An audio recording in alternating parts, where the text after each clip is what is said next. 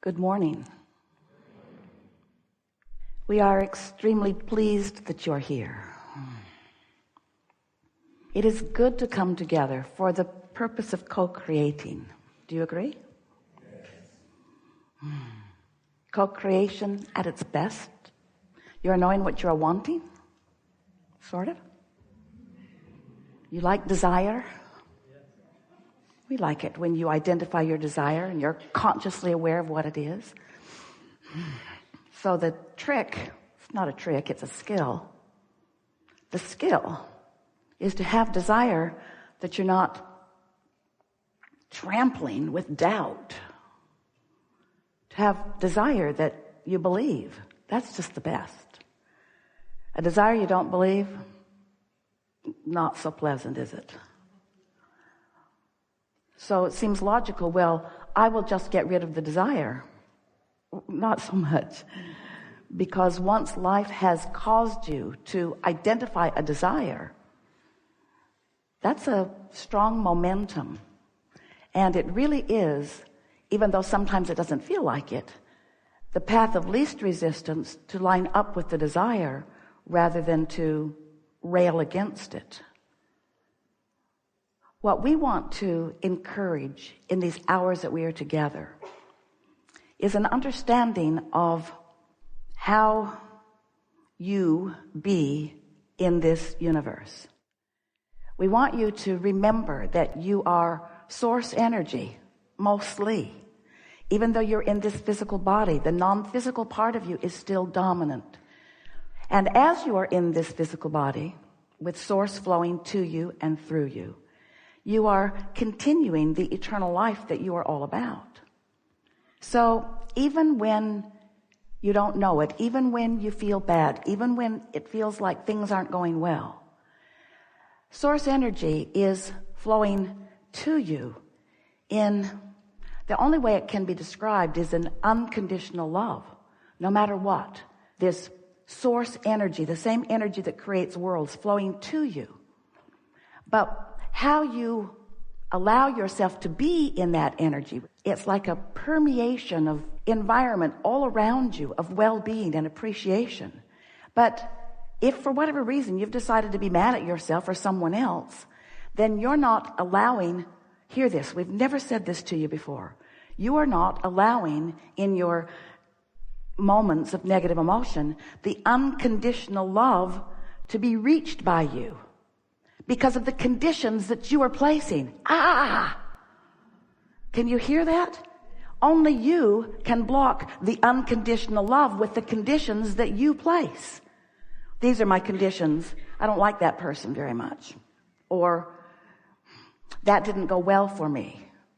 Or I lived something that was unpleasant. Or somebody in politics is doing something that I deem inappropriate. So as you place conditions on your love, all that happens is you prevent yourself from receiving the always flowing, ever surrounding, always, if you will allow it, penetrating love, clarity, abundance of well-being that is flowing to you at all times. So this gathering, we've called it a lot of different things. The science of deliberate creation, because we wanted you to be deliberate about what you were thinking. The art of allowing, because we wanted you to figure out how to be in that soft place of allowing this energy to flow. And these days, what we're really wanting to put emphasis on is you walking around all day in this body, offering a vibration which equals your point of attraction. So you are establishing a vibrational environment, a vibrational climate. It's like how the scientists prepare the petri dish so that they will be able to introduce something to it and grow in it just what they want to. You sort of kind of get that. You've got your own environmental vibrational thing going on. And what that amounts to is the degree to which you allow or don't allow the good stuff that source is flowing to you. That's it. So if you can get that when your kids misbehave and you shout at them because they deserve it, by your opinion and most of the books you've read, then what's happening to you in that moment is you are reacting to their behavior, not to your practiced environment. Source never does that to you. Source never responds to your behavior. That's why Source's love is unconditional. But when you respond to someone's behavior or to a circumstance or an event,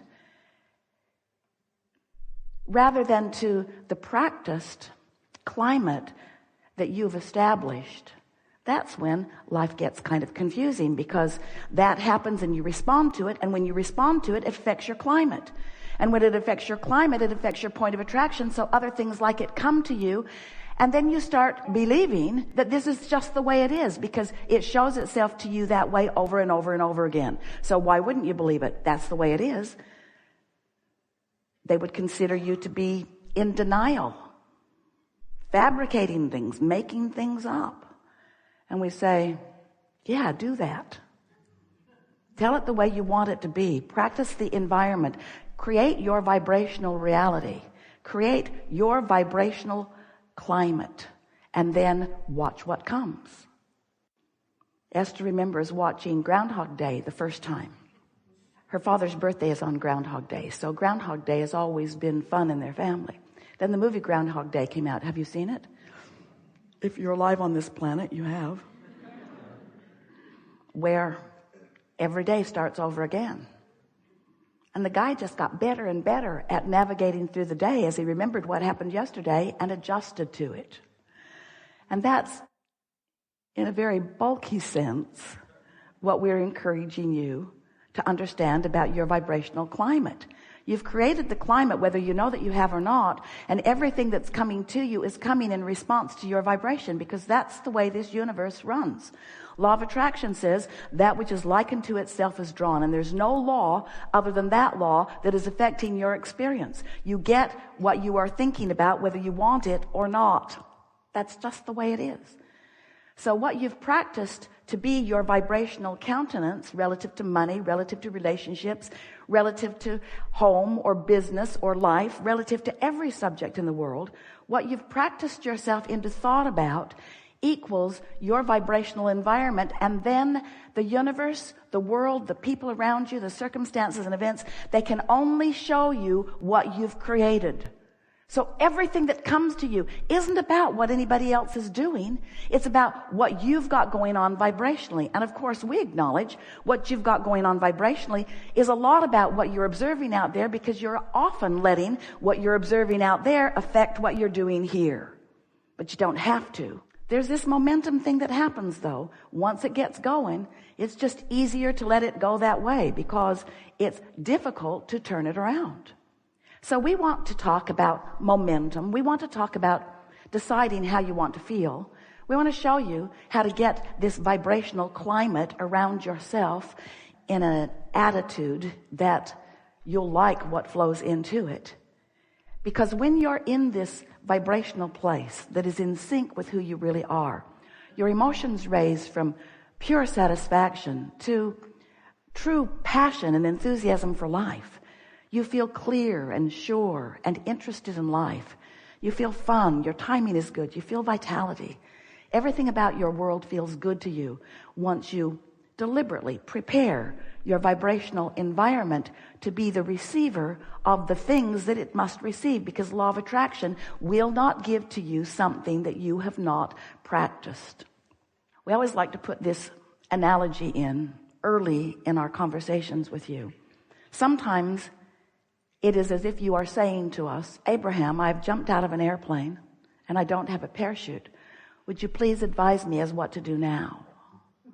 And we always say, hang on, it will be over in a little while. Because there is a momentum at that stage that there is not likely an action that you're going to find that is going to dramatically change the outcome, because you waited too long before you addressed it. You let the momentum get going too far. Well, no big deal. The momentum will peter out. And when you sleep tonight, the momentum will stop altogether.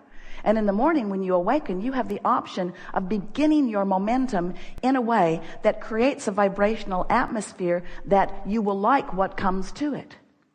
So since we've been talking like this, Esther has been thinking a lot about creating her vibrational atmosphere. And she's saying to herself often, and it will serve you well too, I want to respond to what's happening out there in the world, or happening to me, happening anywhere that I'm involved with it or observing it. I want to respond from this practiced place of alignment, not from this reactionary place. And really that's what the art of allowing is all about.